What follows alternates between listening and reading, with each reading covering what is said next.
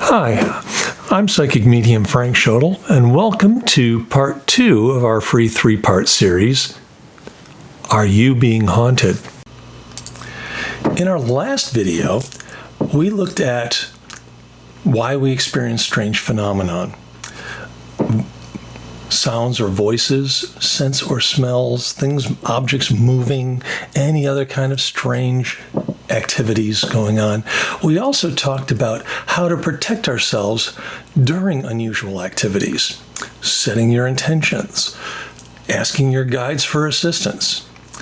And remember, whoever they are, whyever they're here, okay, they're just trying to get your attention. But why? We call them by very many different names. Ghosts, guides, guardian angels, ancestors, poltergeists, evil spirits, demons. But who are they? Why are they here? In my book, Connections: A Journey to Understanding, I go into detail on each of the different types of entities and different types of experiences I've had with them, and more details, a lot more details of how to identify and explain these entities. Okay. For this series, I've condensed these down into 5 different types of entities. First being those who are earthbound because they don't know they're dead. These are very tragic. These are people who have died very suddenly, violently. Could be accidents. They may have been unconscious at the time they died. For whatever reason, they weren't ready for it. They never saw it coming. Okay, they're very confused. I was doing a house clearing for a friend of ours a few years ago, and she had actually several entities within the house, and one in particular, however, she kept hearing, she reported she was hearing little footsteps running up and down the hallway upstairs, and wanted to know what was going on. Well, she was getting ready to sell the house, and of course you want to have it pretty clear before you sell. So anyway, during our reading session, I mentally took a walk through the house to see what I could pick up, what I could sense.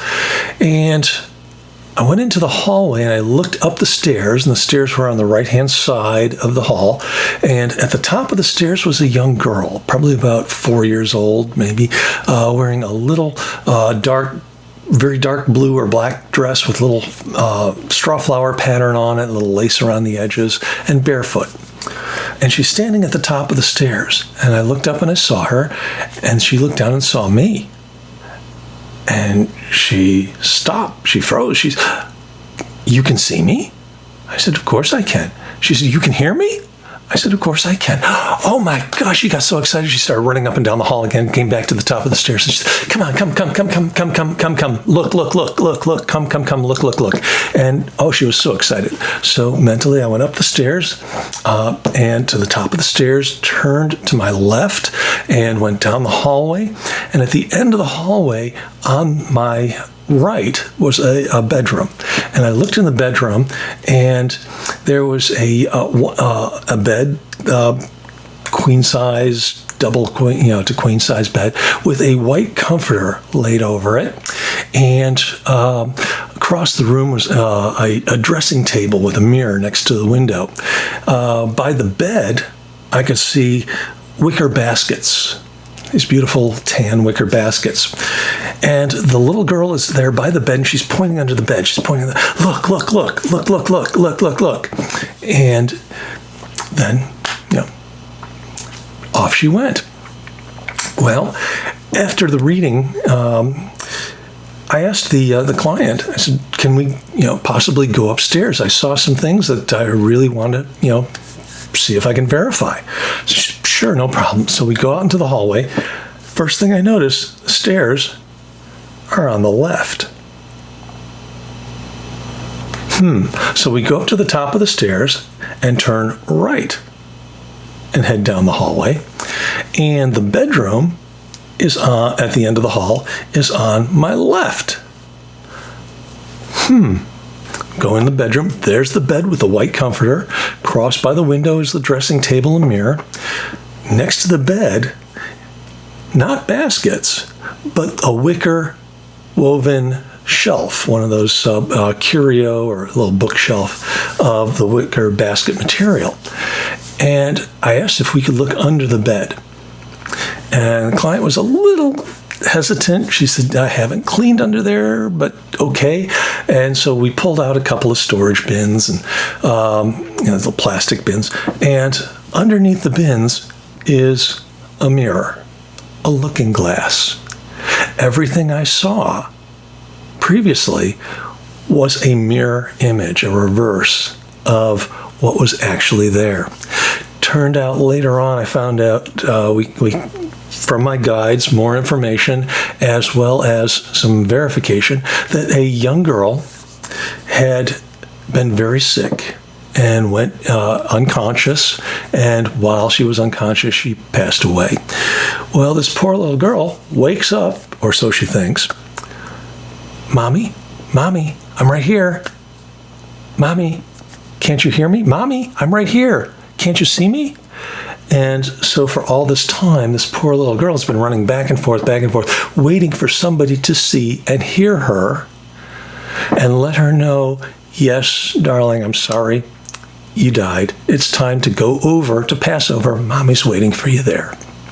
And off she went. So when they don't know they're dead, those are very sad, very tragic. The next category are those who are earthbound because they have unfinished business. They've made a promise, a commitment in their life that was so strong and so powerful that they can't rest until that commitment is fulfilled. I had another young lady, this was quite a few years ago. She was from Israel. She was here in the States studying at university. And so we got to meet and talk, and she told me that she was experiencing a heaviness, like an invisible cloud or almost a wall would appear in her apartment, to the point where she wasn't able to leave the apartment. She couldn't get through the door because this was blocking her. And could I come and see what I could find out? So went over after that afternoon, went over to her apartment with her and her husband, and felt all around the place. Nothing out of the normal, nothing unusual. They asked if I would stay over and in case anything happened during the night. So I made up a little bed on the sofa and slept there, and all night long, absolutely nothing happened. Next morning, we got up and we're getting ready to head back into town, get into the kitchen, and boom, there's the wall. Clear as can be.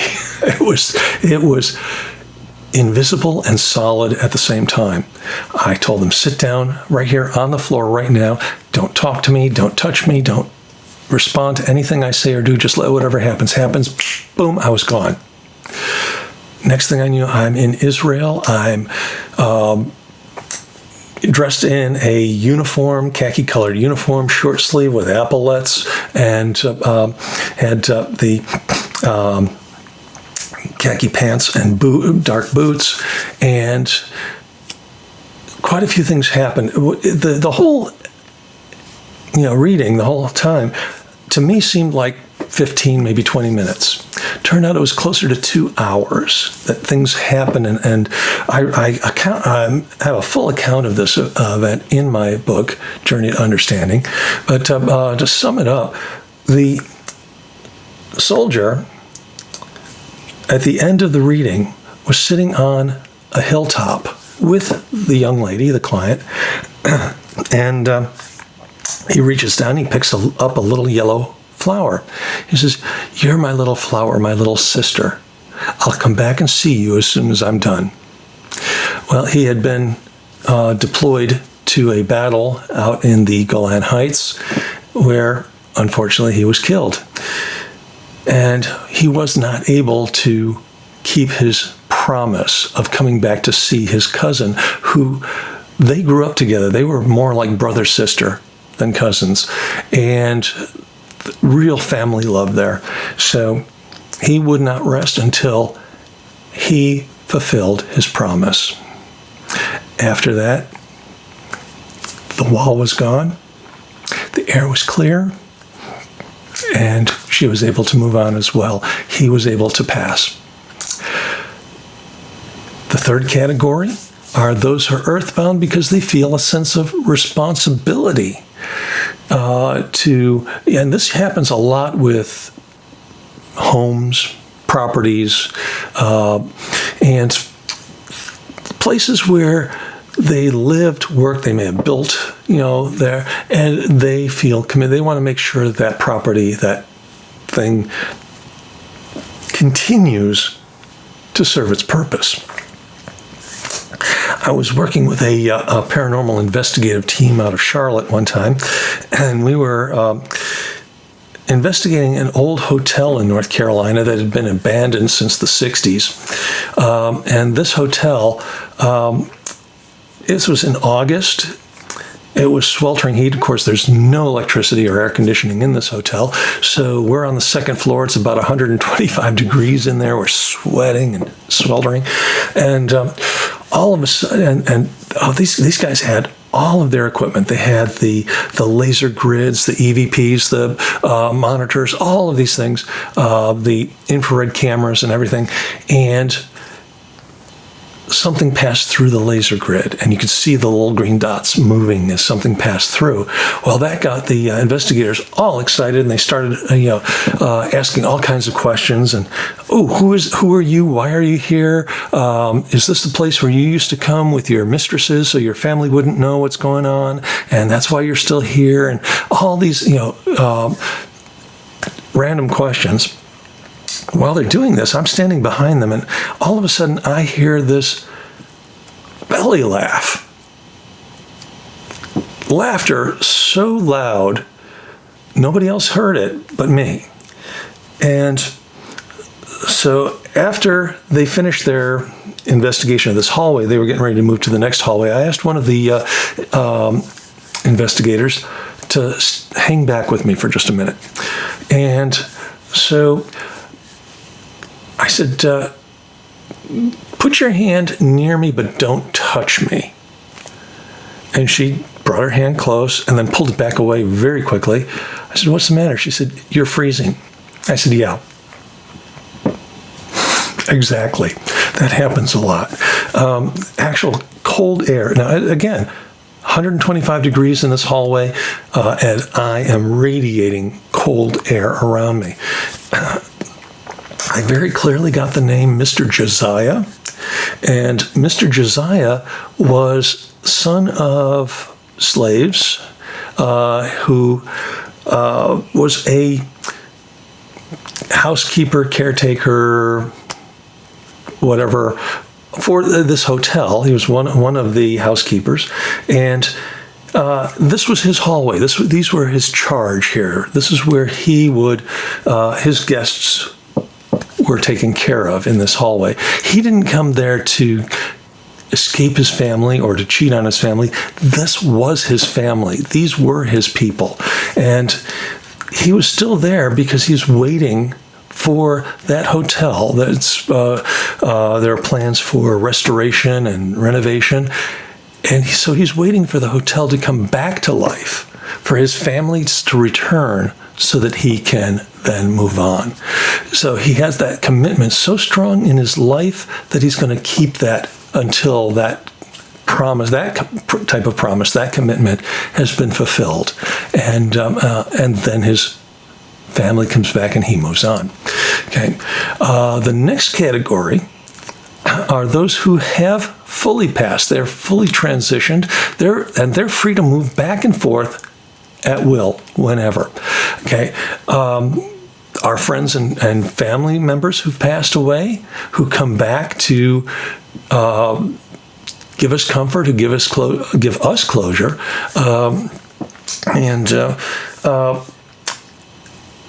let us, know that they're still around, as well as our guides. Our guides are here all the time. The difference between, again, our friends and family and our guides, the guides have been with us since we were born, the friends and family members since they passed, during our lifetime usually.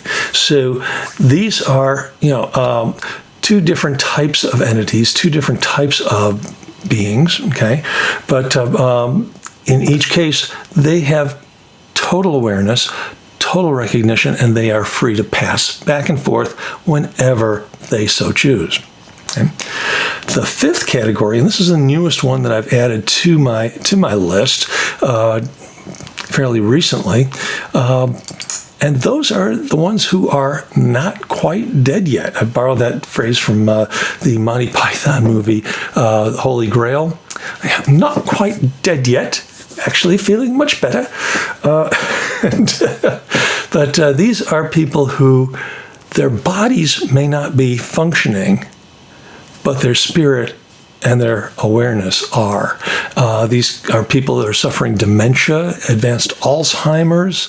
They may be in a coma, maybe had a stroke, or any other semi-conscious or unconscious state. Okay. Now, mind you, don't want to confuse this with astral projection or mind out of body travel. Okay, in those cases, in those situations, the individual is aware that they are out of their body, but they still have that connection, that golden thread, if you will, tethered to their body, so they can come back and resume normal life at any time at their own will. They're free to come and go as they please. These would be more on the lines of people who've experienced NDE, or near-death experience. Okay, and this is the many cases of these being documented where somebody has been on the operating table and flatline, they're dead, or they are so sedated that there's absolutely no response. Okay. Yet, afterwards, when they come back, they can clearly recount conversations, events, people who came and went in the room or just outside the room, procedures that were done, tools that were brought back and forth, all types of things like this that they should not be able to remember, because they weren't there technically, supposedly, but they were. I had a similar experience years ago. I had surgery on my nose. I had broken it several times over the years, and it never quite healed right, so they went in to do full reconstructive surgery, and it's quite pretty now, I think. Yes. But and it actually works. I can actually breathe through it now, which is really nice. But the surgery was about 4 or 5 hours worth of total reconstruction, and afterwards, in the recovery room, I remember waking up for a brief time, and nurses and doctors and everybody, they're rushing around like crazy, and somebody hollered, "Quick, hit him with such and such, some drug, or we're going to lose him." I'd never heard of this drug before. I didn't know what it was. Today, I can't remember what that drug was, that name was, but back then it was very clear. In fact, a few days after I left the hospital, I happened to be at a pharmacy where a good friend of mine was the pharmacist, and I asked him, I said, "Terry, have you ever heard of blah, blah, blah?" And his eyes got really big, and stepped back for a second. He said, "Frank, I don't know how to tell you, but if they hit you with that, you were dead." And that was all I recalled. But how did I know that? How did I even know the name of that drug I'd never heard of before, or what it was used for? Recovery room would be the only place they would administer a drug like that, operating room or recovery. So I had no reason to have ever heard of it. But these are the types of things, these are the types of people who are unable to speak for themselves. They're in a state where they're lying in the bed, they can't move, they can't respond. Maybe they can blink their eyes once or twice. Sometimes that's it. But they are so aware of everything else. In cases like that, I strongly recommend that people bring in a qualified psychic or medium who can bridge that divide so that the family members can ask the questions they want to ask, can get the responses, the answers they're hoping for and looking for, and that the patient themselves want to express. I really, really love it when you sit there and read to me. I hear every word. I love it when you talk to me. Just hold my hand. I can feel it. And these types of communications are so valuable when a person can't speak for themselves. They're not quite dead yet, but they do need the help of somebody to go between.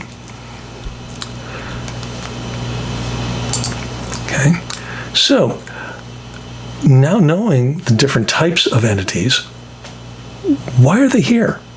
What's the purpose for their encounter with us, the living? Okay, there's several reasons, as we've said, as we pointed out, but to summarize, they're here to deliver a message, guidance, warning, confirmation, clarification. They're trying to fulfill an obligation, pay a debt, finish a project. They want closure of some sort. Maybe they're here to bring closure to the living. So often, the work I do is more for the people who are left behind than for the ones who have passed over. Okay? For those who haven't passed, I like to call myself a transitionist. Rather than doing clearings or exorcisms or casting out spirits, I transition the spirits. I help them to move from this plane to the next plane, to finish out what they needed to do and make that final step. Okay? And once they've made that step, then they're free to come and go and bring the comfort and reassurance and joy of and love of knowing that they're still around. Okay? So those are their purposes. Okay? Now, the question is, what can we do when they're around? What do we do? Again, first thing you do is set your intention. What do you plan for the outcome for this encounter? What do you want to have happen? Okay? Love and compassion or confrontation? It's totally up to you. State your intention, state it clearly, verbally, audibly, make it clear. My intention is for the greatest good of everyone involved on this side, on the other side, and in between. And only those whose intentions are also for the greatest good may come through today. There's your intention statement. Acknowledge the entities that are there. Let them know that you realize, you see what's going on. I see that smoke detector hanging from the ceiling. I hear those footsteps up and down the hallway. I see these objects moving. I know you're trying. I know you're there. I would love to help you. Then take back your control and remember, under your own terms, you have the right, you have the ability, you have the power to say no. Call on your guides, make sure they're there with you. They're there, but make sure you're aware that they're there with you. And let them assist you, let them help you, let them protect you. And again, if you're not comfortable, if you're not ready, just say no. Not now. Maybe later, when I have more tools, when I have more ability, when I have the knowledge that I need and the strength I need to help you, I'll be back. And then let it go. Make sure, whatever is going on, that you're listening. listening with your mind, with your heart, and with your soul.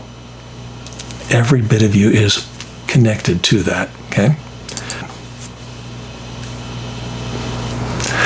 And so, the last thing I'm going to ask today is, what if these are evil spirits and they just won't leave? I've set my intention, I've recognized them, identified them, I've called on my guides, I've said, no, I'm not ready, but they just won't leave. What do I do? Okay? We're going to address those questions specifically in the next part of this 3-part series. So watch for that in your inbox. It'll be coming very soon. Okay? And remember, if you missed any part of today's video, this one or the previous one will both be available until June 10th. So, and be sure to share this link with your friends, family members, acquaintances, anyone you think may benefit from it. Okay, I want to take advantage of what we have to offer and pass it on, spread it on. At the end of this series, I'll be telling you about how you can join me in a very special program that'll give you even more understanding and tools in order to take control of your own innate psychic abilities. Okay? And raise them to a much higher level. But until then, until the next time, I'm Frank Schodel. Stay curious, and we'll see you on the next time on Are You Being Haunted?